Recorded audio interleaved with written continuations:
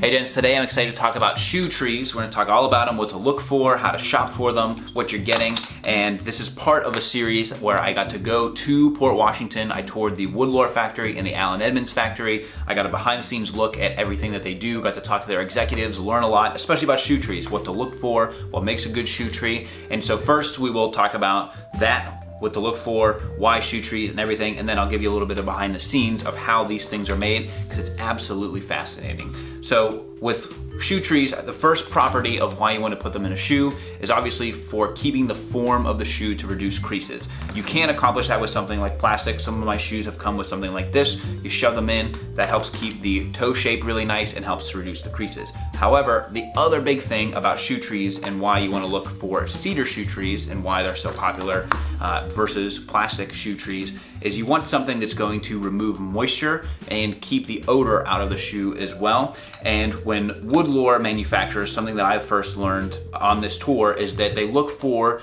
the wood to have at least 70% heartwood. And so as you can see here with this is an older Woodlore shoe tree that I have. There's some lighter wood here, and then there's the heartwood. And this is what gives the cedar the properties of removing the moisture, fighting the odor and everything. And what you'll find with lower end shoe trees or cheaper shoe trees is less heartwoods, which doesn't give it the same properties. It will still help with the form, but it won't necessarily get as much moisture out or take care of the odor. Like this one here is entirely lighter wood. And I shouldn't say lower end necessarily. I mean, this one is made to be the entire last of a Meerman shoe, but it is made of a wood to help reduce the cost. But I think these are like 60 bucks or something. And the heartwood point is important because as you use the shoe tree, some of the properties will fade over time. But if you have something with really strong natural materials and the heartwoods, all you really have to do is take some sandpaper to it, and this reactivates it just by giving a little bit, and you'll actually smell the cedar again as you just give it a little brush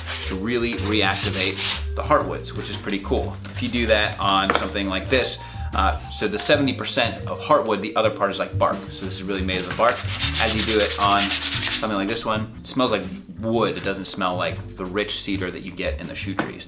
What I also learned through this process is that Woodlore actually manufactures a ton of shoe trees in the US. So if you're buying shoe trees from Nordstrom Rack, Joseph A. Banks, like tons of these retailers, a lot of them are made by Woodlore. They even make shoe trees for competitors to Allen Edmonds like Clark's, because Woodlore was founded by Allen Edmonds. I even have a pair right here from a brand that I bought on Amazon, which was slightly cheaper than the Woodlore ones, but it's money worth best. And this is one that they purchased from Woodlore. They put their own brand on it, and then they sold it from there. And so it's pretty interesting, the stuff that is out there as you learn these things. It's also good to look for shoe trees that are in the size of your shoes. So this is a shoe tree that I actually have for my wife. It's a little bit smaller than my other ones. It's also not split toe. And this is one I have. My Woodlore one is actually an XL because I got to buy XL for my big feet and my big shoes. And it's not just Woodlore that are making the made in the USA shoe trees. I have one here from the Rochester Shoe Company. This was a partnership with Beckett Simonon. But I think the point to this is that if you buy nice shoes, you want to take care of them. You want to get good supplies for them. And if you also buy a nicer shoe tree, it should last you for your entire life. You can reactivate it through a little bit of sandpaper to make sure it gets in your shoe. Even if it were to lose some of the original properties, it's still going to help keep the form. Over the course of a day, guys step in puddles, foot perspires, so you're putting a lot more moisture back into the shoes, okay? So you think about that.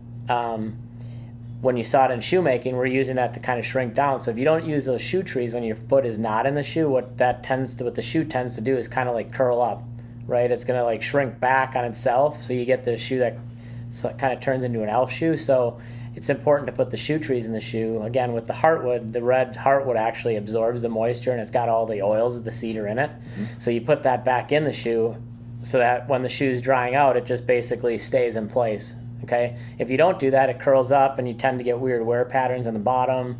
The sole will wear out quicker because the shoe's now not riding, nice on the ball. It might ride on a little bit smaller surface. So for us, it's, I never put my shoes away without putting a shoe tree in them. If you want to see a little bit more of the behind the scenes and how these things are made, let's go to the factory and take a look all around so you can see this firsthand. It is pretty cool. The factory is a very humble building just across the highway from its parent company, Allen Edmonds, in Port Washington, Wisconsin, and it all starts with sustainably harvested eastern red cedar from family farms in the Ozark Mountains around Arkansas and Missouri. The raw materials quickly take shape by large lathes, which give it that initial toe shape, and then it's cut in half, rounded, and finished. The blocks for the back are then sent through a large conveyor belt, which then give it that unique rounded shape. And there's a considerable amount of machinery that is just there to remove dust, as you'd expect.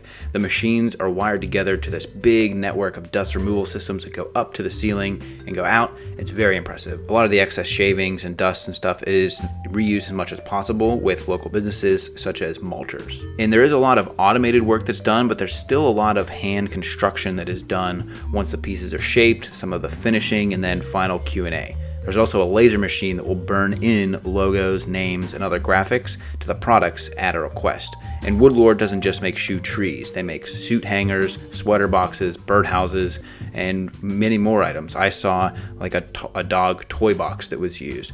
And this is where companies can come in and utilize Woodlore's white label process in order to get high quality made in the USA cedar products without the overhead of doing it themselves, but then put their own brand on it, which is what Nordstrom, Clark's, and many other companies do. So there you have it, gents. Hope you enjoyed that little peek behind the scenes at what is essentially a Willy Wonka's factory for menswear gear. I really enjoyed having the opportunity, and I hope that you learned something from this video. If you have any questions, as always, I'll be down in the comments or over on Instagram and Twitter. Until next time, gents, this is the Kavalier.